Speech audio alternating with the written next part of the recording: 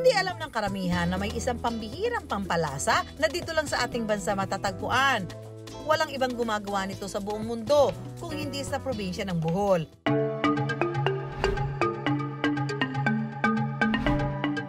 Ang paraan ng paggawa minana pa raw sa mga ninuno. Pero sa paglipas ng panahon, dahil sa hirap at tagal ng proseso ng paggawa, minsan na itong namatay. Kaya naman ang mga taong muling bumuhay sa kulturang ito, dedikasyon at matinding pasensya ang pinuhunan para matikman pang muli at hindi makalimutan ang pambihirang pamanang pampalasa. Misturang itlog ng dinosaur sa unang tingin, pero ang hugis bilog na ito, asin pala.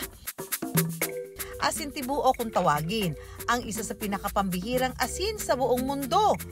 Salitang Bisaya ang tibuok na ang ibig sabihin ay whole o buo.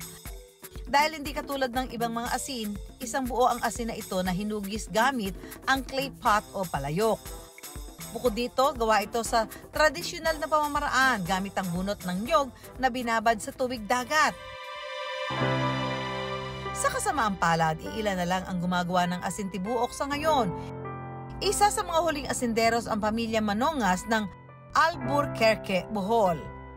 Nakilala namin yung asin nung nagka-taon na yung tatay namin, yung siya na lang ang naiwan noong unang panahon sa paggawa.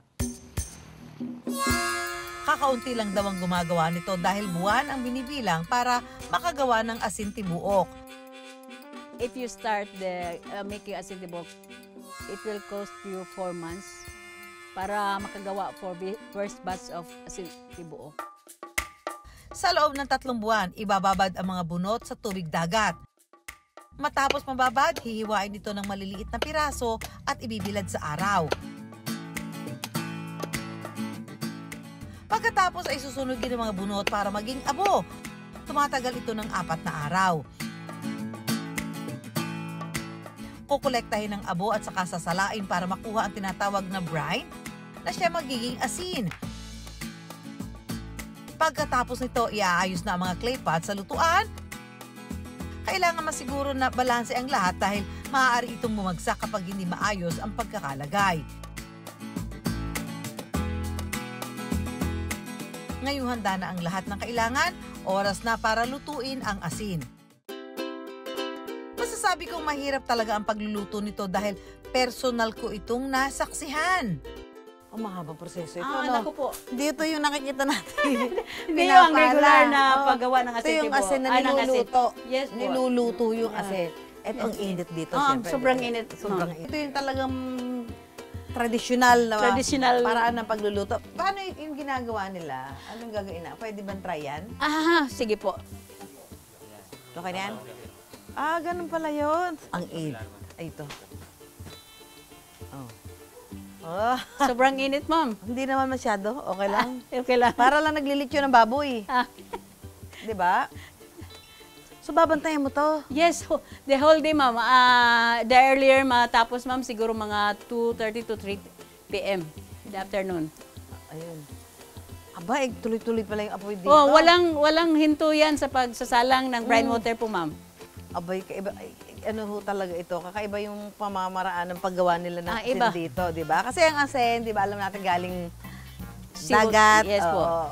Ito ay iba yung mga gagamitin para makapag-produce sila ng asin. Yes po.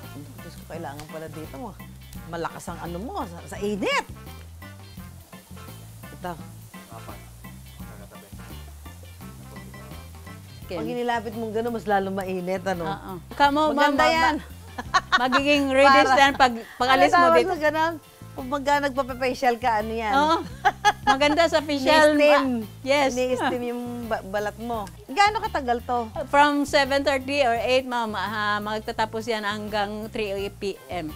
Itong ganitong paglalagay-lagay? Yes po. Walang hinto yan, ma'am. Tuloy-tuloy. Kung sa lunch break, ma'am, hindi sila pwedeng maiwan. So may palitan? Palitan po. Kuna ba? Ang kakapal ng balat nila kuya dito, ha? Matapos ang 8 oras na pagluluto, papalamigin ng asin at pwede na itong hanguin. Sa isang lutuan, nakakagawa sila ng 100 piraso ng asin tibuok. Naibebenta nila ito ng 700 hanggang 800 pesos, depende sa packaging. So, eto na po mga kapuso, titikman natin. Ang tawag dito ay asin tibuok. AKA dinosaur egg. Dinosaur egg or ostrich egg. egg. Yung texture niya para siyang, siyempre iodized salt, yung pino.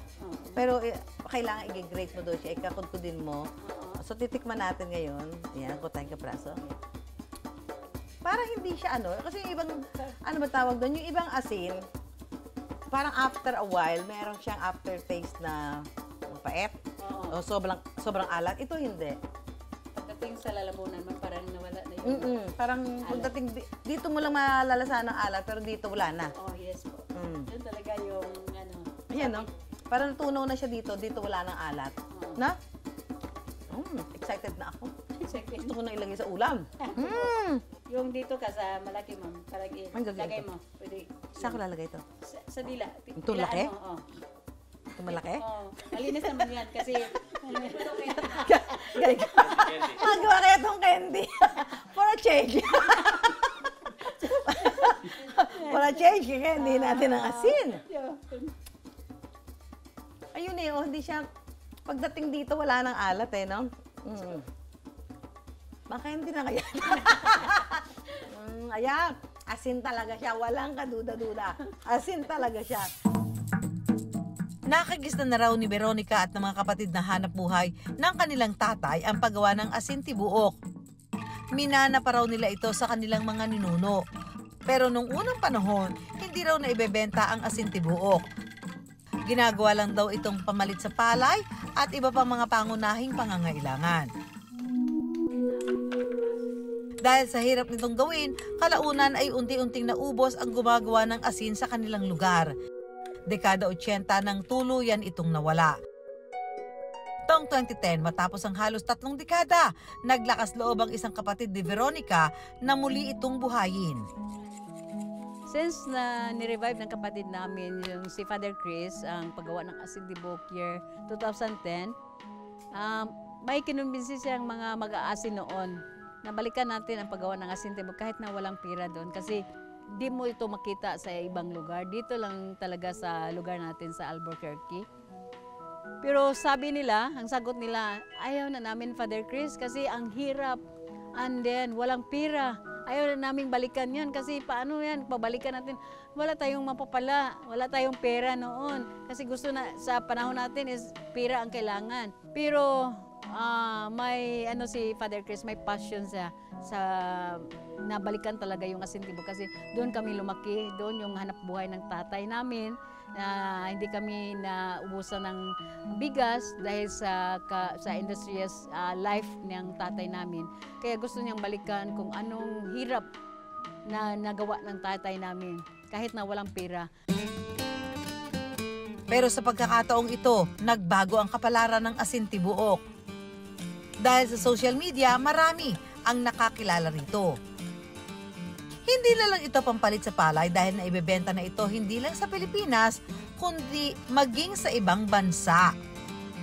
Kung maganda talagang panahon, kung titingnan natin yung may aabot tayo ng mga 300 pieces, siguro may kikitain tayo ng 50 or almost 50,000 a month. Pero sa kabila ng kasikatan nito ngayon, nandoon pa rin ang pangamba na muling mawala ang tradisyonal na asin kung walang magmamana nito. Sa ngayon po kasi, kung tanungin kami kung sinong magmamana or sumusunod sa paggawa ng asin tibuok, itong si Popong Poblete po kasi, since na-revive yung asin tibuok, nandito na siya year 2010. Sinabihan naman nila ako, yun. Tatanggapin ko hanggang makakaya ko. Itutuloy ko, gusto kong trabaho to. Kahit wala na kami, pagdating ng panahon tulad ng ninuno namin, makilala pa din ang asin tibuok. Sinabihan namin yung mga tauhan natin na mahalin natin ang trabaho natin kasi ito talagang mataas pang lalakbayin ng asin tibuok. Hanggang may magka-interes ng asin tibuok, ang asin tibuok ay hindi mawawala. Kung walang asin, walang timpla ang buhay natin kasi parang nagbigay lasa ng buhay namin. Katulad ng hindi natin pagkalimot sa paglagay ng asin sa ating mga lutuin, huwag din sana nating makalimutan ang pamanang pampalasa na asin tibuok.